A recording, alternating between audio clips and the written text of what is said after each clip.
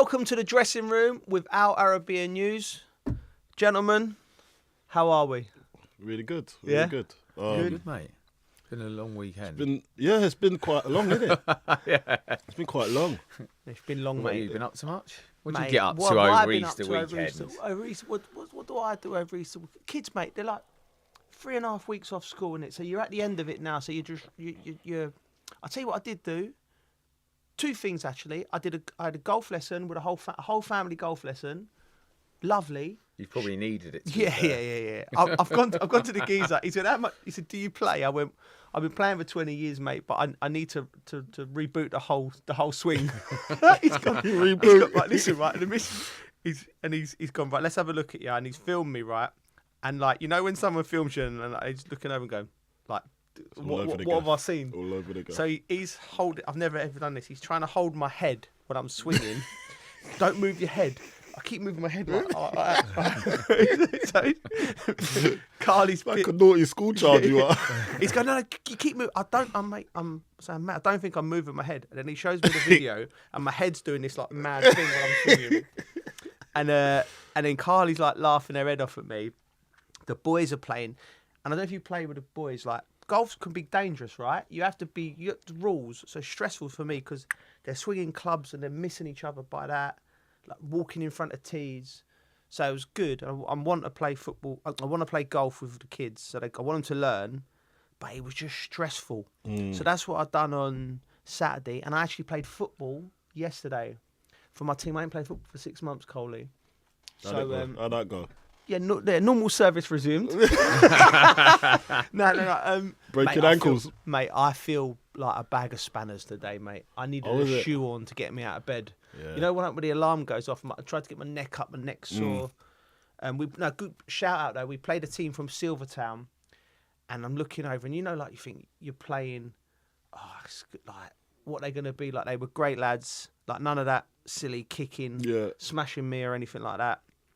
Good banter on the pitch. We won 4-1. You get any mums' names or? Did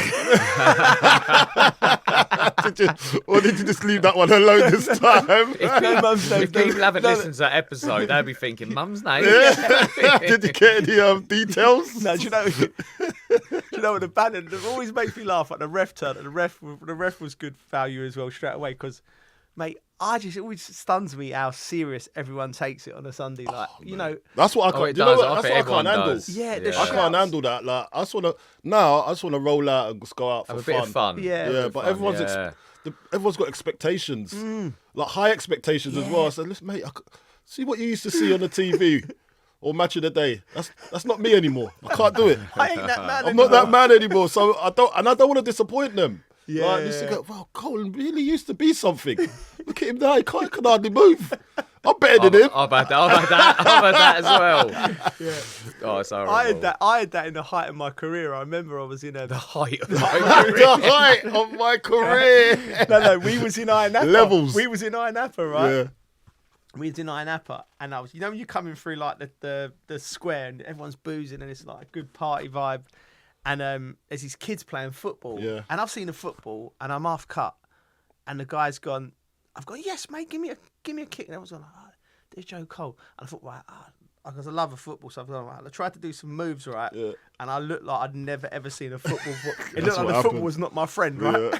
And I could hear this little kid going, Dad, I thought you said that was Joe Cole. he went, he is, son. There he is. He's just out of practice, isn't I heard it? I just skulked off into a bar and just had a word with myself. Bridget, you've got a 5-a-side football pitch in your garden. Yeah, I have to be fair, yeah. Do you use it? Do you know what? My kids always use it. They always have mates over and that, and I've got a ball launcher and stuff, but that's my part now, is just operating the ball launcher. Like, my knees just ain't what they used to be, mate. Launcher at your son's head. Yeah, basically. They've got to wear a helmet when you But then, mate, I had it done and they didn't use it for about a year. I thought that was a waste of money, and they both got into it. Do you know what, right? Your garden, Bridget's garden's like, Levels. it's like Euro Disney, mate. It is. They've got brilliant launchers, they got bunkers. They got a swimming pool, they got little areas, Oh, man. it's It's just, brilliant. kids Yeah. just love Treehouse, man. You got a treehouse here. it. Yeah. No, we did have one actually. Did ya? It got replaced by the football pitch. Oh, Yeah. see. Yeah. You're like. Just plant another one. Plant another tree and put a treehouse in it. Like, Plant Well, a it tree. is a garden. plant a tree, not plant a treehouse. To be fair, it's a Plant nice a tree, let it grow, garden. then put a treehouse in It it. was it come in use at the weekend actually. Go on, tell us. Because we basically when I used to go on holiday when the kids were a bit younger, I used to pretend to be a zombie. And basically I used to chase the kids around like after dinner. Yeah. Our kids used to absolutely love it. But become a thing at the house. Whenever kids come over, they're always like, oh, Dad, be the zombie. So basically about 10 o'clock, it's got really dark and I've got the garden speakers and I put a load of haunted music on. And basically I go out in the garden and they've just got to walk around the garden and there's me just popping out of bushes, chasing after them and everything. So I spent an hour doing that the weekend, but the kids loved it. It's it was a good laugh. You can imagine, can't you? You got all like amazing, wolves man. howling and everything. I'm just in the bush jumping out. That'd be so good if you're a kid, wouldn't it? Yeah, if you're Yeah. a kid. I But wouldn't no, be able to do it. my knees were in bits, mate. Yeah, exactly. That's what I'm thinking. I'm honestly, thinking about my that knees. injection, I felt all right, and I think That that was too much, crouching in bushes and running around. Oh, was yeah, it? Oh, just you killed pushed me it a to the little limit. bit. To Yeah. be fair, your walking gait's a bit like a zombie now, anyway. It's always in character. Always in character. Oh, you idiots. What about you, mate. Geese? What did you get up to? My son was down obviously from Hull. He had Caden. Yeah, Caden was down from Hull. He didn't have a match this weekend, obviously, and yeah, so we went to watch his brother because his brother's just signed. His younger brother's just signed for West Ham. Yeah. So went to watch him train and that was yeah, and it's his first week. Yeah. First week, so we went to go and support him. First week on the because he's going into the apprenticeship. No, next year. no. Year 11. No. So he's year what? Mark, the older one's already he's He's- already a scholar He's at Hull City. Year 12. Well, I don't know. I always messed up all the Year years. 12. Yeah, I messed up the And then the years. younger Yeah, one's yeah. he's under 14, so Right, he's okay. just signed. So basically, he's got 15s and 16s until he gets his scholar. Right. So yeah, we just went. He's just first time in the system. I think his older brother, Caden. He got into the system about under 12s, Right, under okay. 11s, under 12s, Yeah. and then now his younger one. I left it a little bit later because I wanted him to develop certain aspects of his game before Yeah. he went in. And I'm a little bit judgy because I'm a striker, Yeah. but his brothers are left back or left centre half. So I didn't really know what I was seeing there. Do you know what I mean? So I couldn't really judge it. So I had to put him in and say, "Oh, you can swim a little bit." Yeah. But I was a little bit judgmental on the younger one because I know that Yeah. position and say, he's missing that at the moment. I ain't gonna put him in yet. So it was a family thing and a decision where we said, he's ready now. He went to Arsenal Yeah. for one reason or the other, didn't get the contract there. Yeah. Nah, he's at West Ham because I said, just come home. Can't trust these people's judgments. Do you know what I mean? So he's at West Yeah. Ham. Do they And, support each other, Coley? Yeah, they've actually Brothers. because now they understand, like, this football's a full-time job. It's not just a game anymore. They're kind of like, I really want to do this. So they kind of gravitate towards each other and they give each other advice, which I think is quite cute, actually. And on the weekend, I was actually, not on the weekend, on Friday, I was actually coaching them. Right. But against each other, because the older one's obviously a defender, the younger one's a nippy kind of striker. So it's good for them to, and it's actually natural. It's been natural how they've developed because one's always been attacking one, did it, and the other one's always been on the defense. So it's the same personalities, which they get a lot out when they're training with each other. So yeah, it was amazing to have them both down and teaching them a thing or two about football. But hopefully, they go on and do what they want to do in their lives, and I can only be there to support. Exactly, mate. Exactly. That's fantastic. We'll start off. I think we're here at the bat here talking about Spurs because it was an amazing night for the club. Thursday night, Solanke breaks the duck with a decisive penalty. His first goal since January. That's incredible. Anyway, because I really like him. A 1-0 win and. that 1-0 win in Frankfurt, we've been there, Coley, and we think we talked about it last week on the episode. That is an unbelievable result because it's a tough place to play, and nobody saw that coming with Spurs. Everyone was thinking that's going to be it. Ange will have his resignation note ready, and it's the season over. But incredible result and performance. Yeah, look, for Ange personally, it's a great result for him. He's on track to saying what he said he was going to do. Second year, he might win a trophy because he said, what did he say at the start of the season? On my second year, I always win something. I always win something. He must That's have been pressure. feeling powerful that press conference. Mate, so he's on track still, like, although it's not been a great showing in the league, he's on track to go on to say what he was going to do. Do what he was going to say. So, or was it the other way around? Say what he was going to do. My brain's a bit slow at the moment, ain't it always? But look, for me, when you look at that team, that's got to galvanise them to get to some better results for the back end of this season. Because you know what it does? The back end of this season now, it kind of just sets you up for next. Even though you've had a poor season, the last 5 games, do you know what I mean? That's got to set you up for the next season to say, do you know what? We've got something to look forward to. I don't know whether Ange will be there or not. But do you reckon if they win it, he's still there? I had this question, Bridgie, posed towards me. I said, do you know what? I remember when Moisey won the Conference League. Yes. He should have actually. I think he should have walked then. Drop mic. See you later. Do you know what I mean? But then, because the crowd's a bit toxic at the moment towards Ange. There's sections of the crowd and they're quite influential. Sometimes if he wins this, he can leave with his head held high and say, "Listen, I said I done what I said I was going to do. Bosh. Hold that. Find somebody else." I'd love to see a manager drop the mic properly after doing something like that. Do you know what I mean? There's too much money in it. No, too much money in it. Imagine how saucy that would be. Oh, bro, look. In the press conference afterwards. Just like, don't even go to the dressing room. It'll look saucy, but the bank account's light. Ain't happening, is it? Ain't happening. Yeah, there's a negotiated exit. There's about 10 million there. Just like, I can't walk away from that. No. Call me whatever you want. Little Harley Davidson. But he is at the end of his contract. He is at the end of his contract come May. So yeah.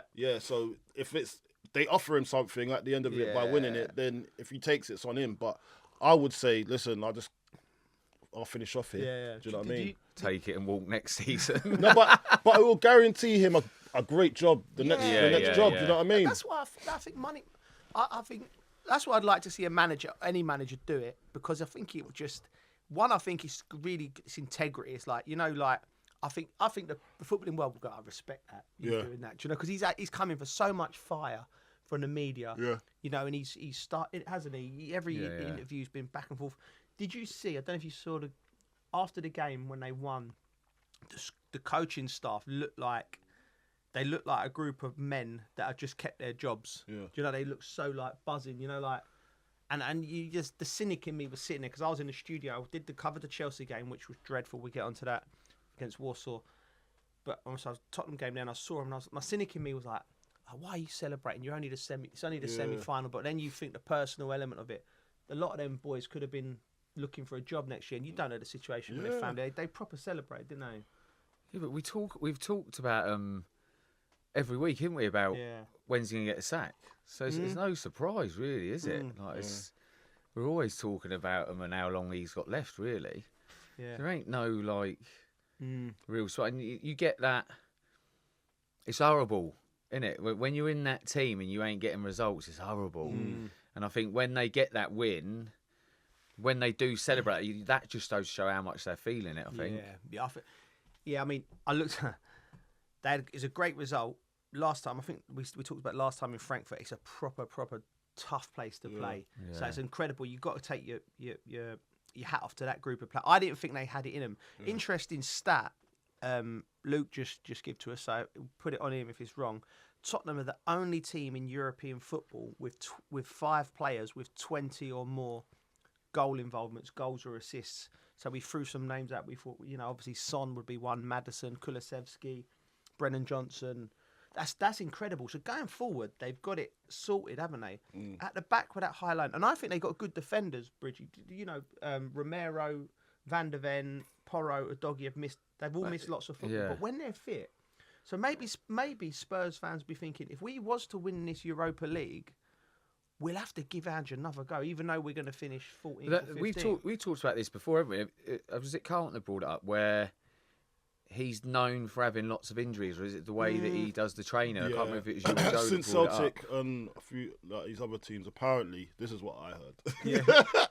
Right, we're okay rumours. with starting Not rumours. like on one this of my podcast. rumours about Don't hold me Bruyne to going account. to Liverpool. We'll get into that later. This guy's causing When- chaos in the media. When things are up the creek, yeah, he'll always have something to fall back on his injury list. Yeah. Apparently, he uses this excuse for quite a lot of things, but Yeah. it's actually true because he does have a lot of injuries. Whether that's down to who he's bringing in as sports science, whether it's down to his training's being probably too vigorous for the modern day footballer, I don't know, but he's always got that thing to fall back on. And I ain't gonna say he's done it on purpose, but that is an excuse that's a valid excuse for him. But mate, listen, I just remember, right, Harry Redknapp was who I love dearly. He used to, like, whenever the results go around, there's like a few injuries. His shout was, "We're down to the bare bones." Right? Right, listen, you'd be there, you'd be playing, mate. Bare bones. Like, you pick up the paper on a Monday, you go, "Wow, we're the bare bones." With a skeleton. We're the skeleton. You'd be like, Well, I'm only playing because there's no one else to play. yeah, I don't mind feeling like that because it makes me feel. I feel special with it. I'm like the chosen few, still here, strong. You know what I mean? Backbone of the team. Listen. The group chats were popping off. My pals, as we talked about, all Spurs fans, Yeah. and they cannot believe their luck. Bodo Glimt in the semi-finals of a European. Bodo Glimt. Hold on. Let's talk about this name. I'm not being disrespectful, but that sounds like a rock band or something. Yeah, mate, it's like a heavy metal rock band. Like Iron Maiden. You gotta watch Bodo Glimt. Yeah, at the Bodo Forum in Glimt. Let's go Kentish watch Town. Bodo Glimt down at the O2. Yeah. Go on. Sorry, Bodo. Sorry, but no, listen. They're famously, they're from the Arctic Circle, right? Where? The Arctic Circle. You been there? Mate? No, I ain't. Have you been there? No. I've seen them famously beat Jose Mourinho's Roma Is it? heavily at home a few years back. In the conference They got league? this. They got this AstroTurf pitch, which is a massive advantage. It's horrible. Yeah. No, but the players, so the fans will be going, yeah, Bodo Glimt. They beat Lazio at home and then got beat in Rome. So like the players will be like, AstroTurf, you know. But come on, guys, Bodo Glimt in a semi-final to take yourself to a European final. Yeah. Unbelievable. That's brilliant. How would you fancy going as Bodo Glimt in your prime? What's But the way Tottenham season's gone, it wouldn't surprise me if they come unstuck, mate. Yeah, it's very Spursy, isn't it? Yeah, it is, isn't it? Turn up. It's just totally different, isn't it? I feel like the ball don't zip as much either. No. I know it's gonna be nice, flat and even, but it just don't play the same, does it? It doesn't. I've played in a lot of AstroTurfs in America at the back end of my career, and a very similar situation to what they're facing, Bodo Glimt. I can actually remember playing Edmonton away, which is a team in Canada. Again, right? I think we've talked about it. I mean, we went there and we had to go. It was like an 8-hour flight, and we had about 5 or 6 Mexicans on our team. I think I've talked about it. And we got off the plane, right? These guys are prepping. They know what they're getting in for. And it was like, you know, when Cool Runnings, when the Jamaican bobsled team got off the plane, I had so many layers, the Mexican boys, right? I'm just getting ready for this. And the guys going, this is going to be horrible. This is going to be horrible. I'm like, how horrible can it be, a game of football? Yeah. AstroTurf pitch, like -12. Know when all the snow's been shoveled off to the side. And it's the first time in my life I'm preparing for a game, and I thought to myself, I don't want to play. Walking out, look, and it was like, America had to do 2 national anthems, Canada and America. I'm sitting there -10 freezing. First ball into midfield, it all bobbles about on an AstroTurf. It bounces different, crashed into me. I'm like, just like, Here we no. go. So you've got the Spurs team will have to get their mind right for the away game, but you expect them to get through to the final. Oh yeah, 100%. You know the worst about that when you're bringing up the cold. You know the swings to my mind. Go on. You know when you go out and you get warm and you're in the game. It's coming off. getting all nice in the warm, then you've got to go back out again. Oh, mate. That's the worst, mate. That's happened a few times. I'm just like, oh, mate, you go out for second you're half, freezing, you're like that. you're It's horrible, frozen mate. up. That's horrible. But you see this game there. They should go through. Come on. They should do, but I'd advise them to play their younger players What in why? because they're better on Astro. You reckon? Yeah. That is out there, Coley. What? I reckon Younger younger players are better on Astro because they Really? can move better. They're more sharper. I think age plays a factor It in does, this time. yeah. I'm not just saying that age in general. Of course, age in general does, but Okay. I don't think experience has any use on AstroTurf. It's a different game. It's a different game. I'm telling you. That is Have you- out of the box, Coley. That's Carlton out Do of you, the box don't you thinking. think? Don't you think though? No, I know where you're coming from, but Like- that's a brave man. Son, we're not playing. We're just getting in someone from the youth team in the biggest No. game of the I'm not season. saying that someone younger in the squad Young that legs. probably wouldn't Young play legs. as normal, like normally in the Premier League, but younger legs than your like Son. I think he could play his style of play. Yeah. Sorry to Go on. jump in, but I agree with you. I think what you got because having had experience of playing with it, and if he's got anything about him, you cannot play that passing at the back game No. on the AstroTurf. You've got to go right. We just need to. I'd play Sarr and Basuma in there with like a Maddison or someone, and just go right. We're just gonna like what they did at times at Frankfurt. What everyone's been saying. Yeah. Be better in a low block, win the ball and break. You've got so much pace in Son, Brennan Johnson, Solanke. So I think that's the route to go to Spurs. And I personally would love to see a Spurs in the Europa League final in Bilbao against Man United. I think for the country and just the level of anxiety for both clubs going into that game will make it so watchable. Yeah. Don't you think? Yeah, I would say so. It's all or nothing. Where is the final again? Sorry, Bilbao. Bilbao. Is it? Yeah. Look at the face on him. Look. Yeah, I like that. Yeah. Bilbao be alright with it. Yeah, it's a Little nice paella. Yeah. Might go along and watch it. You know what I mean? Even. I've already But the Champions League finals in Bayern, in Munich. Yeah. Munich. Yeah. Yeah. I'm going to the Champions League final to work, which is something that very very lucky to do. And the Conference League final is in Wrocław in Poland. So I'll be Poland. You going there? Hope so, mate. If Chelsea get there, you'll be going Poland. Yeah, What about have a little night out in Poland, wouldn't Listen, we? you're more than I'll welcome. go if I'm invited. Yeah. We'll get you invited. Where We'll is speak it? to the bosses. Where is it? Warsaw. Wrocław. Wrocław. Yeah, it's good geese. Good, How, yeah. how do you know? Mate, I've been there. Have you been to Wrocław? When did this happen? When did it happen? Mate, I've been. Don't worry about Wrocław. I've been. It's nice. There. Mate, nice. I tell you, I went with England when they played against Ukraine, and night before a game, like the team, because it sounds a bit ropey, doesn't it? Rocklaw. It ain't like Bilbao or Barcelona. Don't roll off the tongue. But we went. We're going to go to a local restaurant, and I'm thinking, you know, Polish. What is the Polish, delicacy? yeah, I what- don't know. yeah, I don't know. Sorry, and I'm like. But we went to a local Polish restaurant, and it was the nuts. Yeah. I had a great meal, and we had a few beers afterwards, and it was lovely. Do you know what? Talking about delicacies, I didn't know what to expect when we went to Prague. Yeah. Because I didn't know what Prague's the Czech. beautiful city. Yeah, but I didn't know Yeah. like what the Czech delicacy was. Yeah. Do you know what I mean? Like, don't and know, we I've went still to a nice we restaurant went to there, a nice and it was restaurant. lovely. Yeah. In the end. I was thinking, this is nice on potatoes. What is this? Ready, steady, steak. cook. Let's get on to the football. Right. We digress. Right, so Spurs. Listen, we expect Spurs to get there. Yeah, they're through. Right, yeah.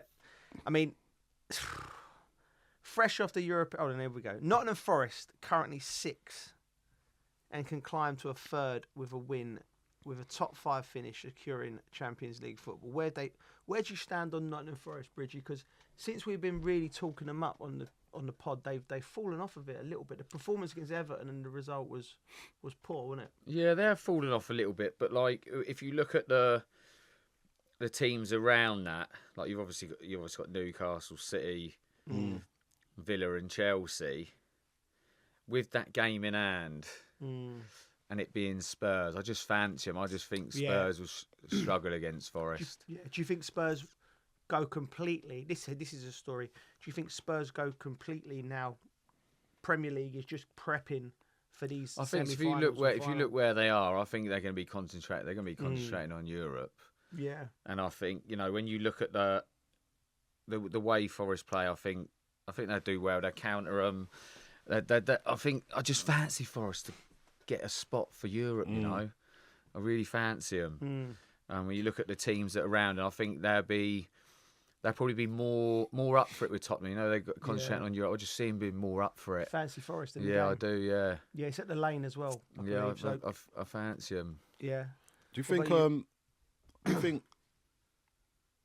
So they're going to get European football, yeah? Who's Forest? Yeah. I don't know, mate. It's tight. It's touch and They've go. If dropped you down look at to all the 6th with a teams, game in yeah. hand. They They win got the the game. They got the game in hand, and they're on They've got 60 points. They've got the easiest running. I'll give you that. Yeah, Chelsea got tough. I think look, as much as I'd love Chelsea to do it. I think it's tough for Chelsea to go and do it, especially the way they've been playing. Yeah. Chelsea need fancy it. Forest, Chelsea need it. to We'll nick get a on to spot. that though. Yeah, we will. But when I was talking about Forest, we was talking about Champions League before. Yeah. I think Conference League will settle them in nicely into European football. You think they'll be better? Better off. I think they'll be better off because I just feel Champions League's it's a huge big jump from it's a it. huge step from having no Champions League before. Yeah. I know Leicester done it and they got to Yeah. a quarter final, didn't they? Yeah. But their league form, they went from champions to And plummeted. Yeah. And still plummeting. Yeah. Sorry, Leicester fans.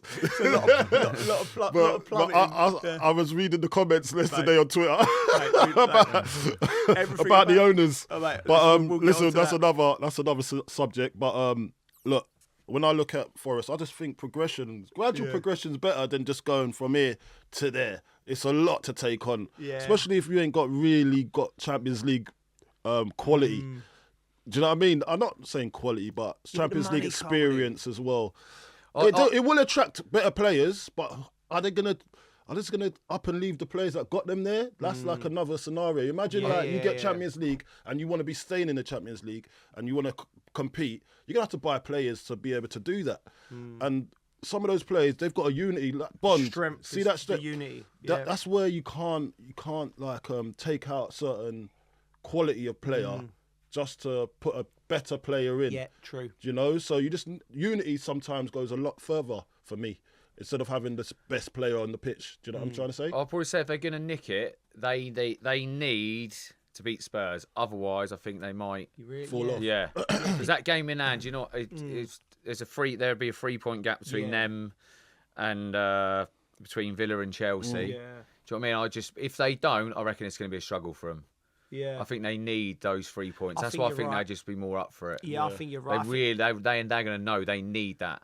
And by the way, Everton went to the City ground. I know it was a last-minute goal from Doucouré last week, but Everton really took them to the sword, didn't they? They created chances, and so listen, they need a response. But every time this season, they've had a little blip. Forest, they have come back, and had a response. I think it'd be a good game tonight. I'm looking forward to that game. Right. Historic 5-4 thriller seals Europa League semi-final.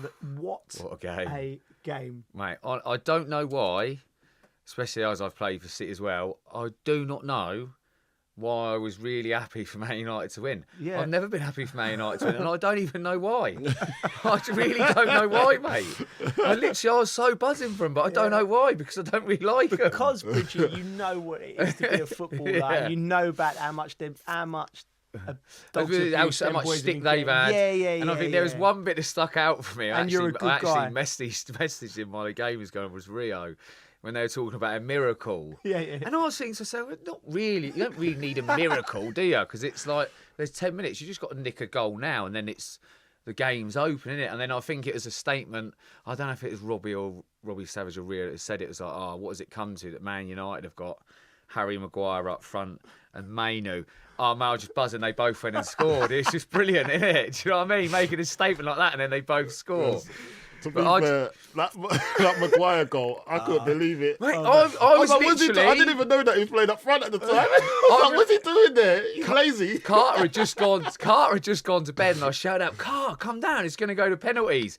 And then Maguire just nodded one in, mate. Oh, man, I was so happy for him, Maguire, mate. Like we've said before, he comes under so much stick. I think it's going to be the only... I don't want him to go and win it now, but I was happy for him the other night. You don't want him to go and win it? No, but I was happy for him the other night. That's all you're getting from me. You got my little bit of love there. Be happy with it. What did you make of it? Oh, that game.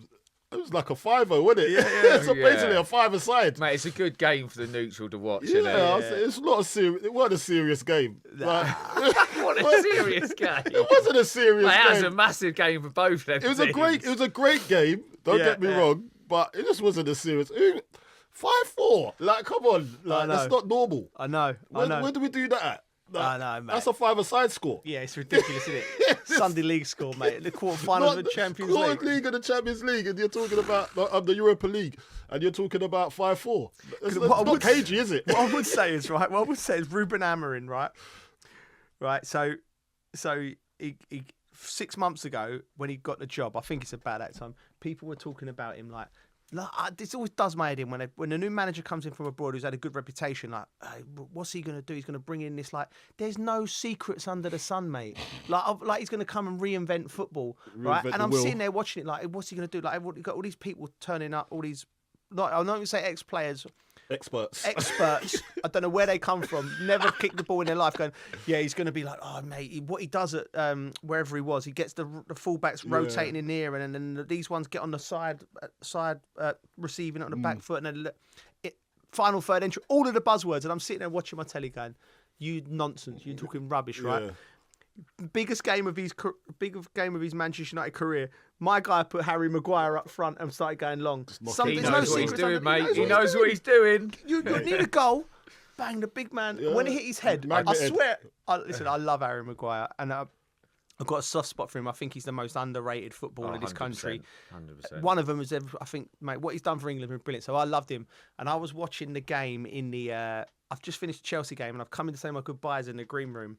And this is how you know. I thought, because I sort of wasn't watching the Man United game, and everyone was in there. Like all the pundits who watched the other games, because we were all in the same studio, all come in the green room. The bosses were there, and everyone was just transfixed on it. And then when I swear, when I heard Harry's head hit the ball, He knew it. It made that sound even on the screen. I was like, bang! And in the whole green room, not even ex-Man United players was like, wow, buzzing. And only football That's can the do that beauty for of you. it. It's Though. beautiful. That's what it is. Like whoever, it could have been Leon that scored a last-minute goal like that. You'd be buzzing because of the drama, and that's what we like to see. We like to see drama. We don't see that no more. That's the whole point. We love drama. We were just talking about football being boring. Not so long ago. Yes. And this is what I'd like to see. Although I've like poo-pooed it off with it's basically a 5-a-side score, but I'd prefer that and watch loads of goals going rather than just watching cagey football and a game just winning 1-0. Do you know what I mean? That means nothing's really changed. You just change your style of play, but it's not as exciting as it used to be. Yeah. But this brought us back to the old school, nostalgic. Yes. Do you know what I mean? Because we want to see loads of goals going. Yeah, we do. We do. We'll obviously talk about Harry Maguire because buzzing for him nicking that goal. But I tell you what, Maino's goal. Yeah. Mate, he took that so well. He's scored a couple of goals like finish. that when he shifts it and then curls it. That's his forte, isn't it? Unbelievable techers. He loves great it. Finish. Great touch, great finish. He has. And we've been gassing up Man United, and now we're just with all of that, and all the Man United fans will be in their motor going, yeah, buzzing. The boys love us. Yeah. Now, Man United's worst ever Premier League season deepens after Wolves defeat. How can you go from that? I'm watching them thinking that could be the change for them, and they just got dispatched by Wolves at the weekend. Yeah, I saw it, yeah. Unbelievable. I just think, look, some free kick as well. We always say about Man United, they get battered, and like in the media and the press, whatever, by pundits, and then they'll go and shut us up quickly. Yeah. And then they'll just be back to. Ain't a consistency of that. No, they'll just be back to where they was before, and then we're looking at it thinking, we're back to square one with them again. So look, with Man United, I think this is a settling in period for Amorim. He's trying to find out who the best personnel is. Still at the end of the season, still trying to find his best team. And he's gonna have to buy play. He's gonna need a window at least to start looking like what his team wants to be looked like. What for him anyway. Yeah. Their chances though, United, to be fair against. We did have a few chances, you know. Yeah, that's what.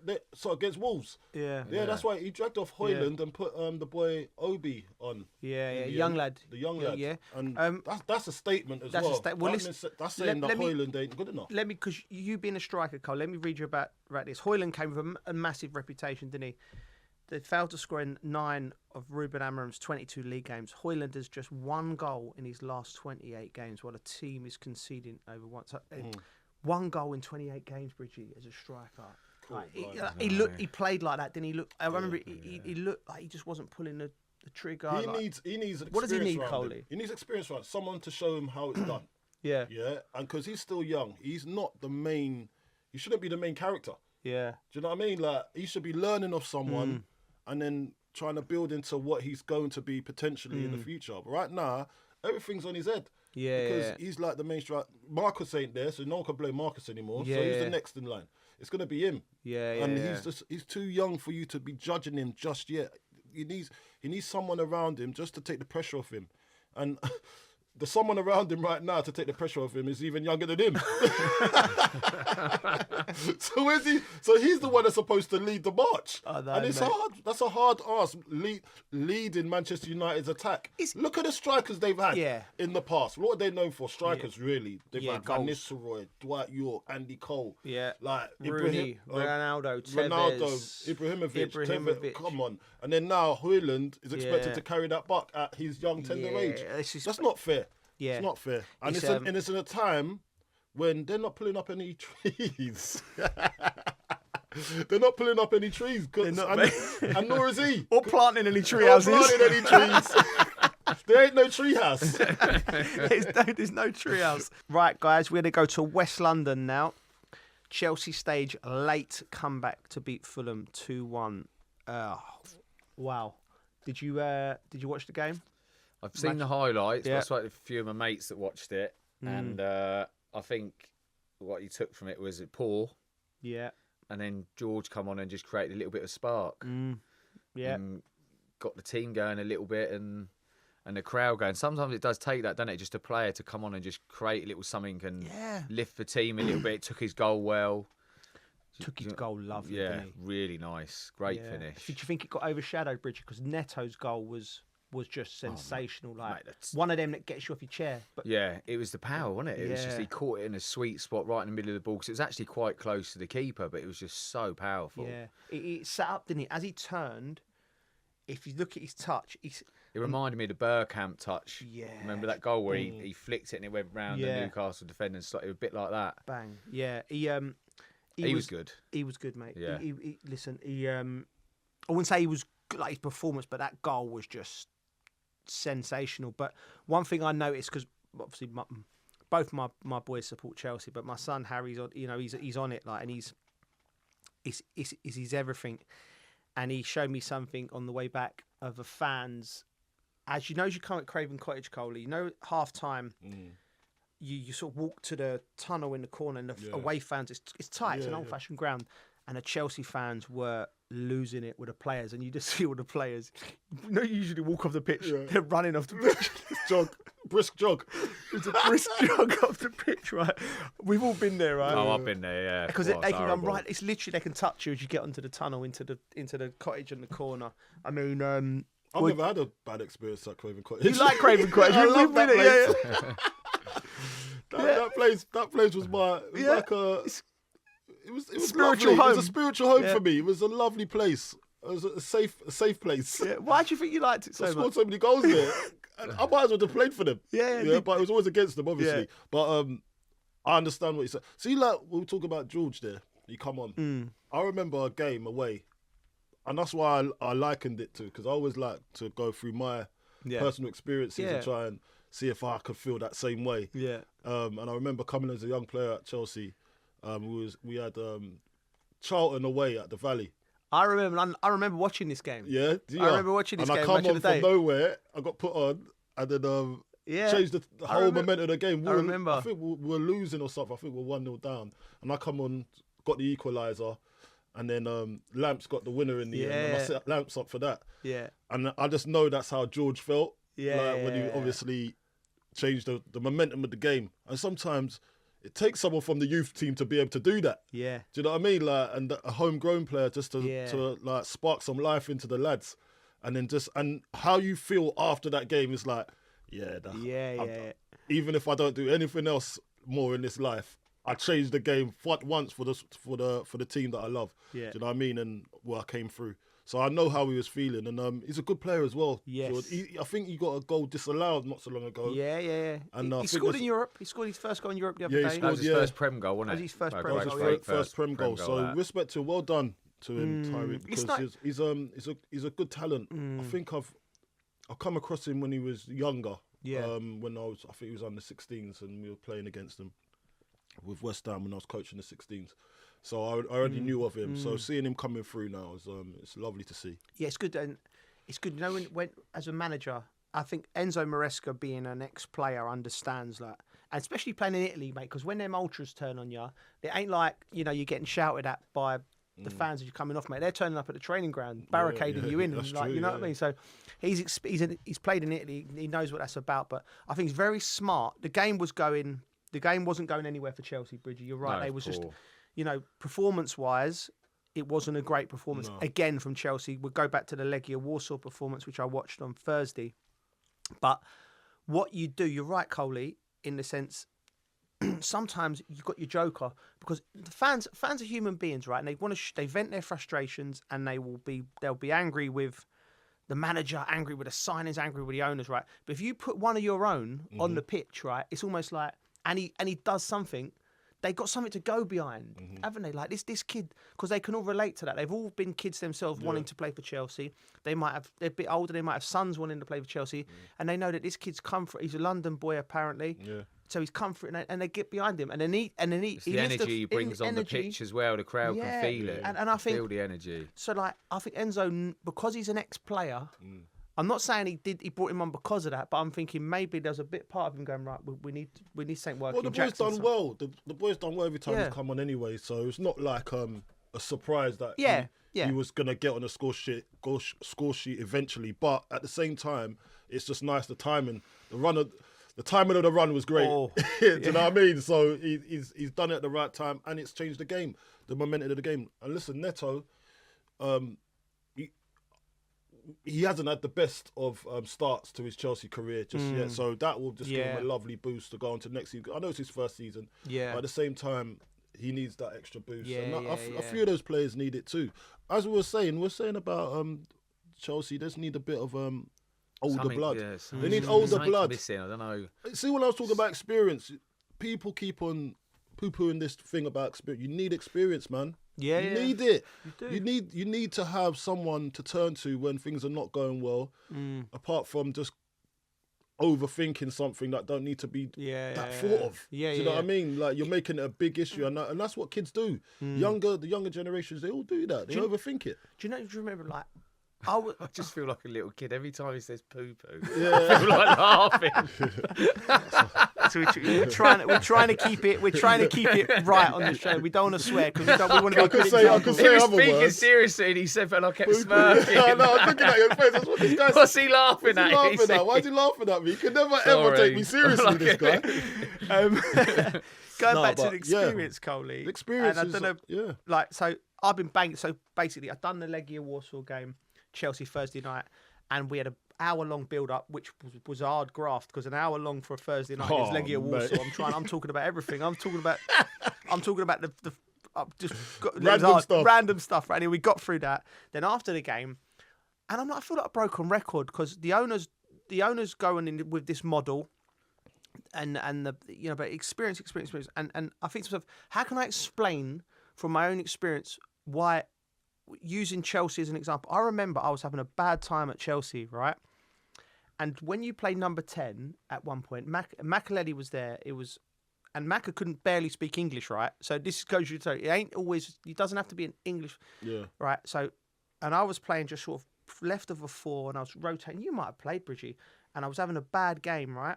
The ball kept coming into me and I couldn't. Things weren't going well. And then worst thing to do with your number 10 is when you're not having a good game, you start coming deeper and getting the ball off your toes because it's easier, right? If I come and get it off you, then it's like you're cheating a little bit, right? And Maka, he must have had a sense of me doing this, and he come running over to me and he said in like an expletive, like, I won't swear. Hey boy, don't like. go away. Get in there. Go away. Go away. I'm doing this. Go away. You get in there. He said, I don't. And he's like, I don't care whether get the ball and go. Yeah, and I was like, and because I needed guidance at that time, Yeah. and he said it in such aggression. You understood it. I understood it. Right, I'm not coming on your toes anymore. Yeah. Played the second half, played better, we won the game. But what I'm saying is, it was in a moment in the game. Nobody in the stadium would have noticed that. No. Nobody in the stadium would have even noticed me coming to get the ball in different positions. Different positions where But you're not an going to affect the game. experienced player, he didn't come from the manager. Man, the manager might not have noticed it. He's got to look at everything. Yeah. So I'm using that as an example. So please, if you're listening, the owners, like, you need experience in that team to help definitely. these young boys. You just do. It's just, and that's the bottom of. That is basically it. Yeah. Like, you can't just have players that you feel's experienced enough. No, you need that rock to build from, you know, and then that's when it's like fertile soil, so the others can grow and blossom. Because exactly. he knows he's been there, done it before, and wore the badge. So that's what you need. So it's just That's where the mental side of the game's like really important, Yeah. isn't it? Because it's, you know, you see it, you have a couple of bad touches or 3 or 4 things, and it's not going your way. All you need is that one thing to happen. Yeah. And because otherwise you might get yourself in that thing. Oh my God, I need something good to happen here. Yeah. And once that thing happens, it gets the ball rolling for you. What was there any mentors you had, or any senior players coming through that helped you, Geese, in that sense? Because obviously we know you well. Like, you're always like.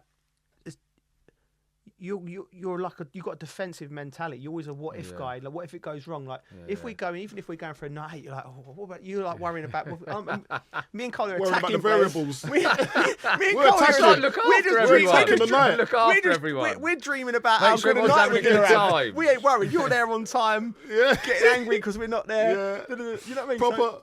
Proper captain. Yeah, Captain yeah. material. See, I'm not angry you're not there on time, but when we're meeting at a venue and get to go to another venue, I want to be in that other venue. So you're I'm like, look, we're supposed to be here then. No.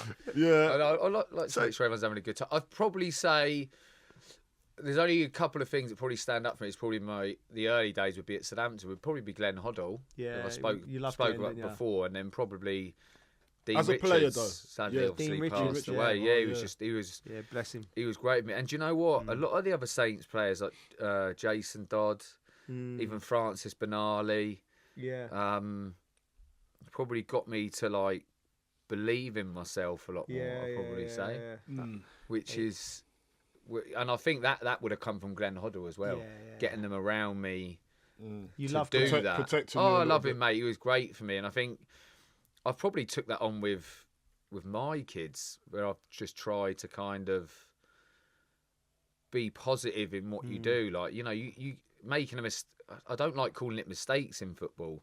You just make the wrong decision. Do you know what I mean? But don't let it beat you up. You get on with it. You go and get after the ball because you'll do something good in a minute. Yeah. Football's like that. Something good will come in the end. So don't beat yourself up about the little things that haven't gone your way. Do you know what I mean? You just got to get on with it, haven't you? You take the holistical approach. I like that. Yeah. Holistical. Yeah, I like that. You like that, yeah? Yeah, I do. Yeah, I like that. We're going to get Glenn on hopefully at some point, and we're going to go through that because I think that's that going to be a great episode because I love Glenn and I know you do as well, Coley, and like He's like uncle. He's like uncle. Uncle Glenn. I think he's been given He a was bad way rap by ahead of his English time. football, way ahead of his time. Way ahead of his time. Like even like if I took a job tomorrow as a manager, and he'd be one of the first people I'd call. Just start. Do you know how many jobs you reckon he's been offered? He must have been offered I don't loads. know. You'd think so, Coley. Like he got a terrible rap by the British press, and he was way ahead of his time. Which was unjust, I think. Unjust, yeah. But that's going to be good. I can't wait to get Glenn on chatting here. We do love Glenn. Let's move on quickly because Chelsea's parked up now. You know, I don't listen. The next 2 games, I think, are make or break whether they get into the Champions League. Nottingham Forest, I think, and Everton. I think it's Man. I can't. Definitely Everton. But I want to talk about Aston Villa because they was ruthless against Newcastle, keeping their Champions League dream alive.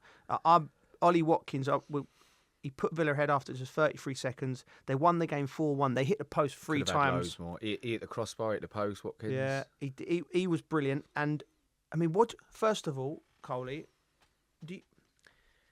Do you think Villa will make the Champions League spot? And where do you think they are as a club?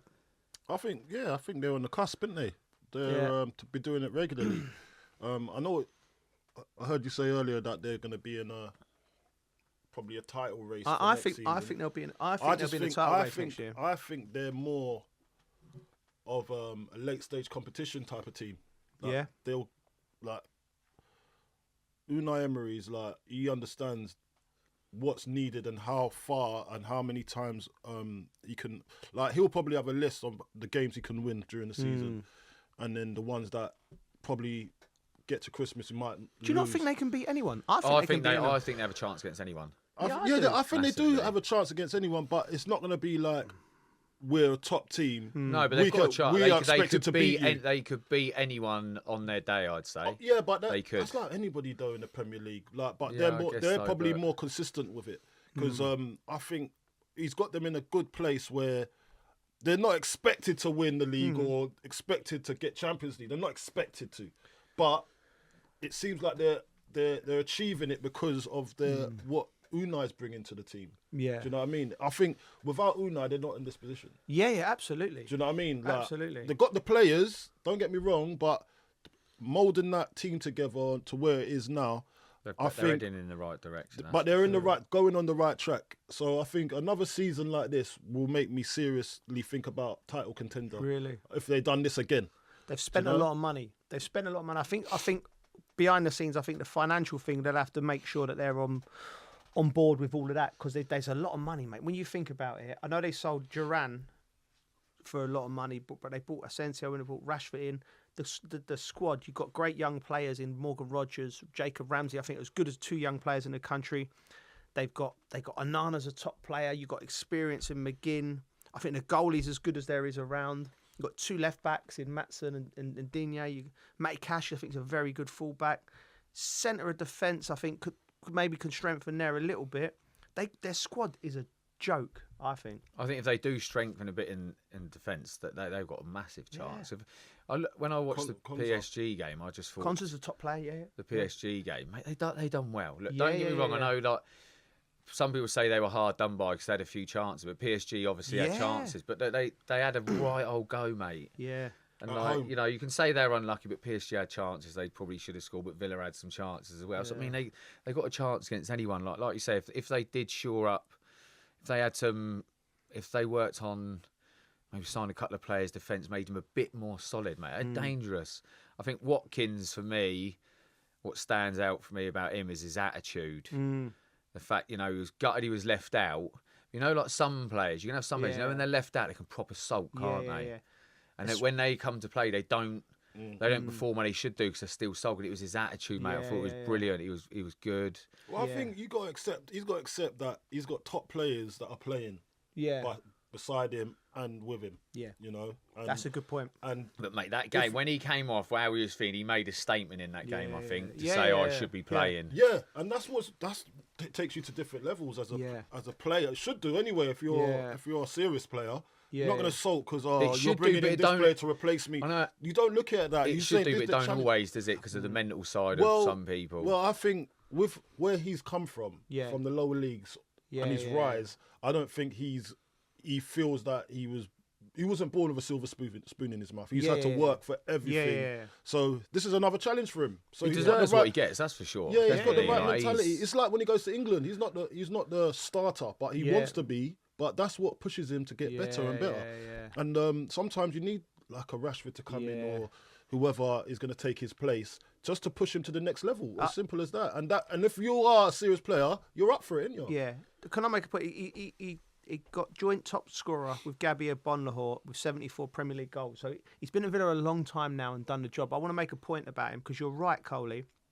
Right, he nearly got the move to Arsenal. Remember, it was Duran going to Saudi, him going to Arsenal. There was bids accepted, so his head would have been turned. Right, now think about his rise from lower leagues, bang, bang, bang, and he's gone to Aston Villa, and Aston Villa will be classed in that club mid-table, right? Okay, over the last 10 years, that he's thrived in that environment, right? But he would go Arsenal, right? Title contenders. He's probably thinking, I need to make the step up, right? It didn't happen for him. Disappointed. He showed great attitude, like what you said, to come back and perform, right?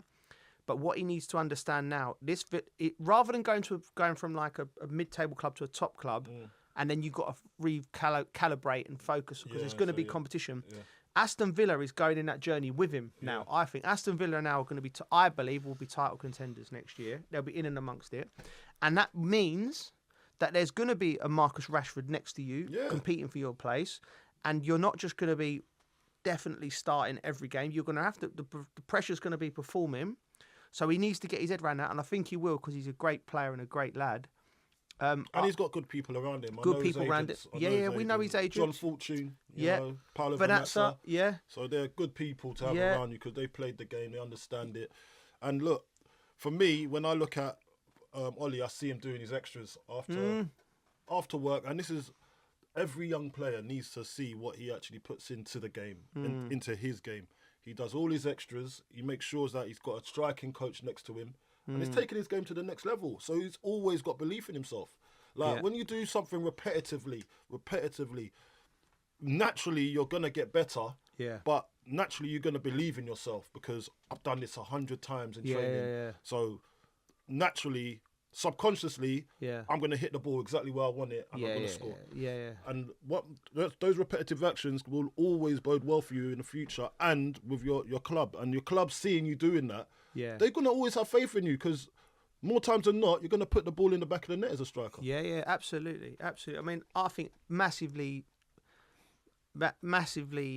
impressed with everything Unai Emery's done. I think Villa will be up there, and I think they comfortably get Champions League. I think they're going to win the majority of their games between now and the end of the season. Who else do you reckon get Champions League? Mate, I worry for Chelsea. Chelsea. I think they've got hard runnings. Who they got coming up? Is they in the running? They've got Forest, Newcastle, Man United, Liverpool. Now that looks bad on paper, right? But very bad. But Liverpool could have won the title by the time Chelsea play them in a couple of weeks. Liverpool ain't easing up. I know people say they don't, do they? When you I don't think you ease up, and they'll probably play with even more. A bit more freedom. And sometimes that's hard. It's even they go out and they're playing on the park and just go and enjoy it. Mate.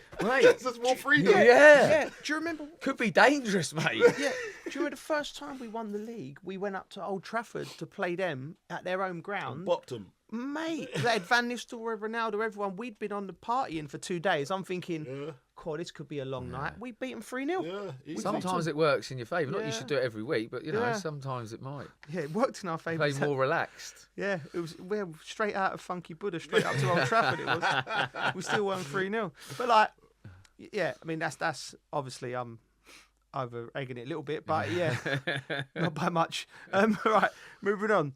So. Relegation for Leicester. We mentioned them earlier on in part 1 about plummeting. They're still plummeting. The parachute ain't opened, and this stat has blown my mind. 9 home games, no goals, lost every one. Wow, that's just. Look, when you look at it as well, like I thought Rude was coming in to do bits, mate. Mate, they've not responded. I want to put an asterisk on that little stat that I've just said to you there because I was watching it Match of the Day with my Harry and so bearing in mind the backdrop, 8 games, no goals at home. The owner, mate, he's popped up on the screen before the game. Oh, I know, I saw this. Shades on. Oh. Shades looking like. Mate, aviators as well. My son went, who is that guy? Oh, that's the owner. And he went, he's wearing shades. Even he got on the I'm like, mate, and then when you go, and the fans, there's a big protest around where the club are going, isn't there? There was a plane flying past. You don't know what you're doing. You know when you get in Miami, in Miami when the plane come to this beach club. Yeah, come to this beach club. It's got the message on it on the trailer. This is what's going on over in Leicester. Mate, I'm thinking, blimey. Someone is so upset with what's going on. They've got on the phone, hired a plane. Man, do you know how much money that someone's takes had to as well? stitch it in to the back. Your flag. No, do you know what? Right. I listen. I get where the fans are coming from, but listen. If you look at the whole of, obviously, the Premier League status is going to be gone, but the money they've put in, the owners into Leicester, as in infrastructure, local community as well. They've done a lot around the local community. Yes, and absolutely. the training ground's unbelievable. The King Power Stadium's lovely. Like their infrastructure's unbelievable. Now, I get what they're saying about. Okay, now what do we put in that infrastructure? Do the owners know what they're doing? They took a big loss with their owner passing away. Yeah. That was a massive loss. Yeah. And for the owners like his son, to take on that responsibility was probably going to be hard for him to deal with, especially on top of losing your father. Yeah. And one of your family members. So I know now they got promoted to the Premier League and everything, and there probably was expected more, like a bit of the old days. Yeah. But when you go into the Premier League and probably your sole striker is a 38-year-old. Yeah, that's wrong. It was always going to be hard if you haven't had the investment into the team.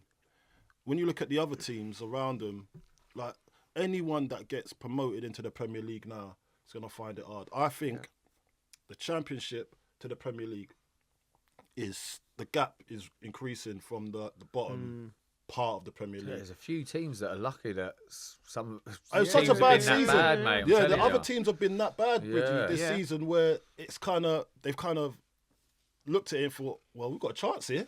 Yeah. Do you know what I mean? Like, but the bottom three teams, we could have told you that was going to be the bottom three teams at the start of the season. Yeah. Do you know what I mean? Because I just feel would you have thought it'd been that bad?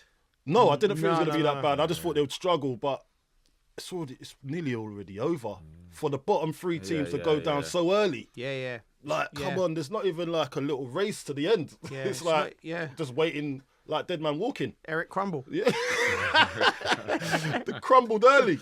You know what I mean? So it has been a difficult watch. Yeah.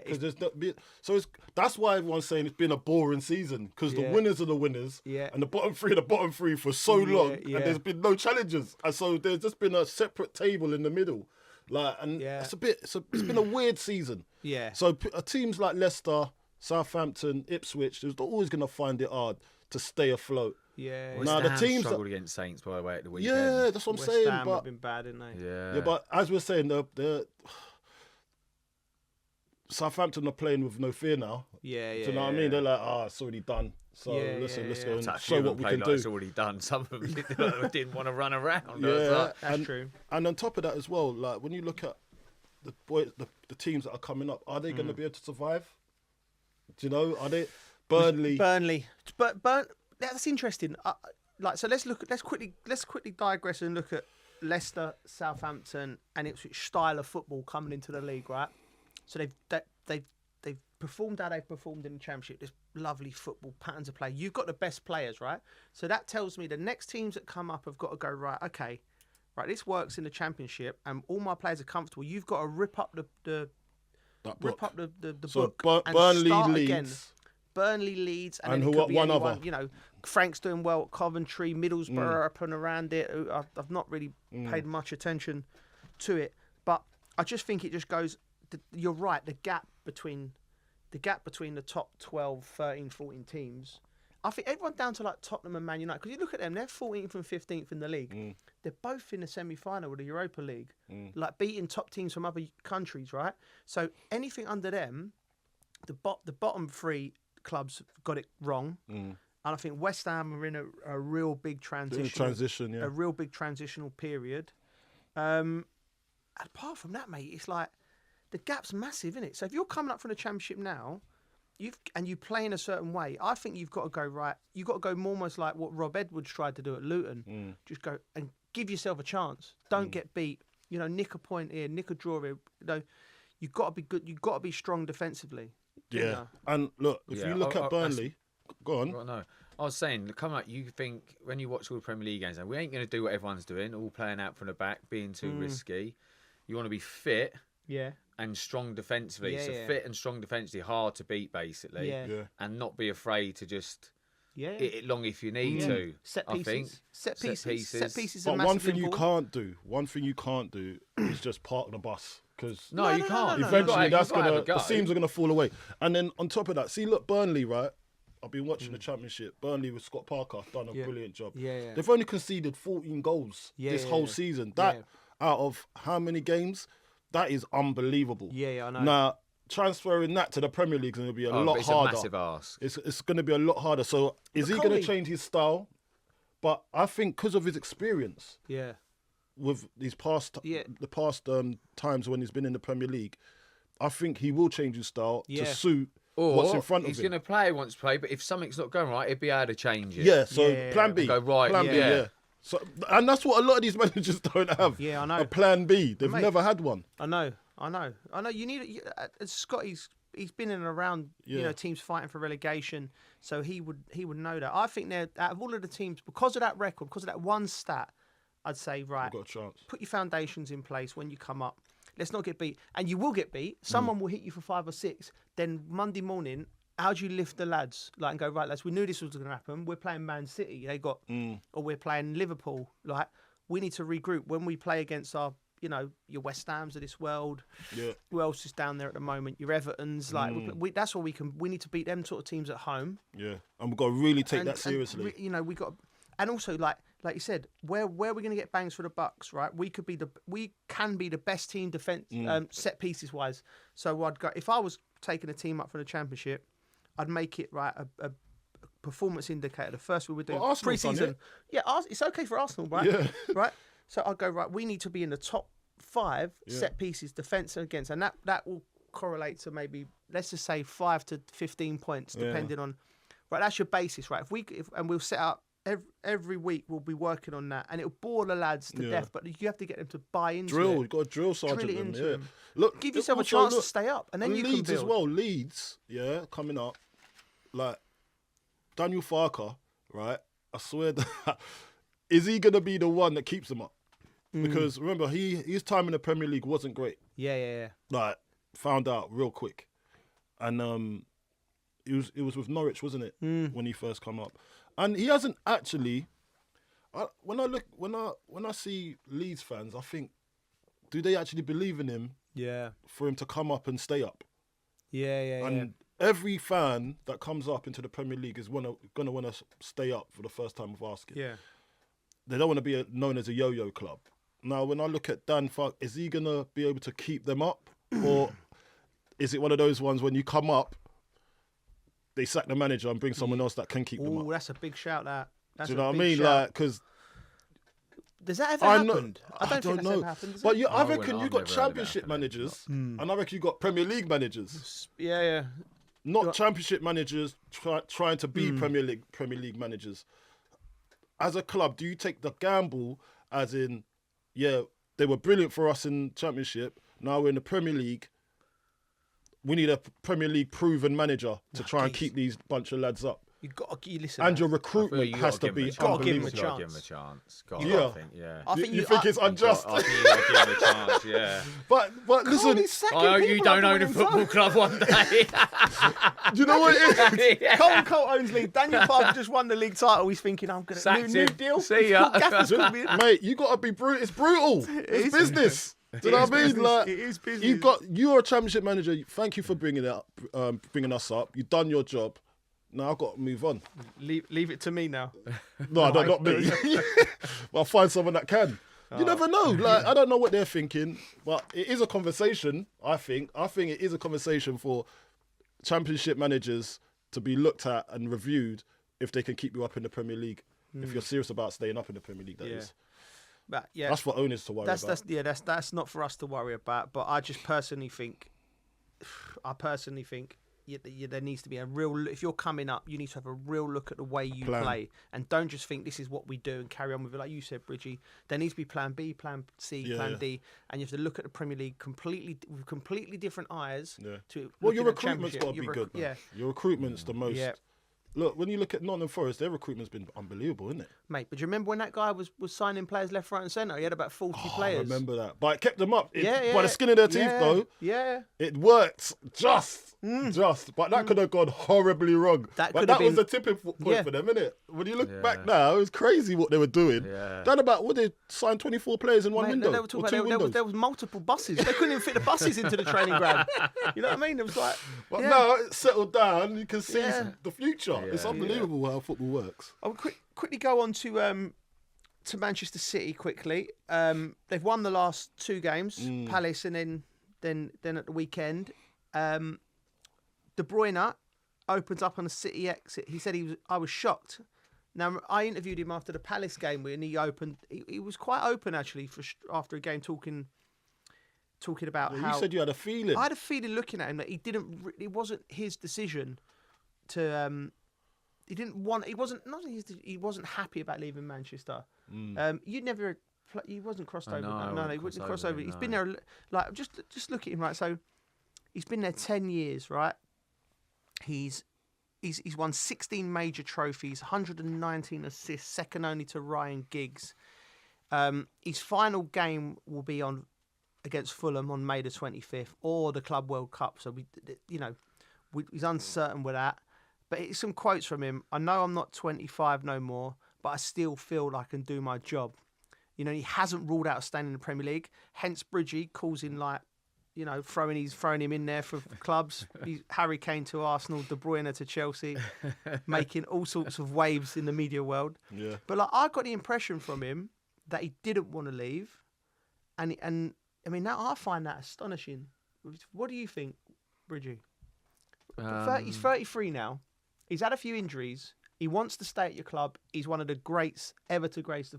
Why is there not a contract offer? Yeah, I'm surprised he hasn't, even if it's just a year. I'm Yeah. surprised he haven't. I know I chucked Liverpool in the other day, but Liverpool, that was it. Sorry. it's can the teams afford him? He's still going to cost money, isn't he? He's still going to cost a lot. Well, he's on a free, but He's wages. on a free, yeah. but it's still wages going to cost a lot. You think they got Salah? There's Van Dijk. Did he just get a new? Van contract Dijk to signed get a new one? So deal. I'm like, it might be a bit of a big step for them to go and Yeah. chuck a load of Financial money fair at play. him. Yeah. So when you look at the MLS or Saudi, but if a Premier League's got the money, I think someone should take him. He's still got it, mate. Yeah. He can go and win you a game on his own sometimes with his Mate, passing, crossing, yeah. everything, goal scoring. He's still got it. I'm surprised they haven't given him a year. Well, You mate, it might still happen. You don't know. I think You don't know. City know more than us, obviously. Yeah. They know. You can always change your mind. You know what I mean? You just Yeah. don't know. You can always change your mind. I just think City know more than us. Yeah. Like if you let City are usually They're usually okay. spot on. That's usually spot on. Yeah, It'd they be weird set if he's made the decisions. announcement and Yeah, he ends so up it must staying. be. But Yeah, it would be weird if they did make the announcement and then he ends up staying. but if he goes to Premier League, mate, he can come back to haunt you. Yeah.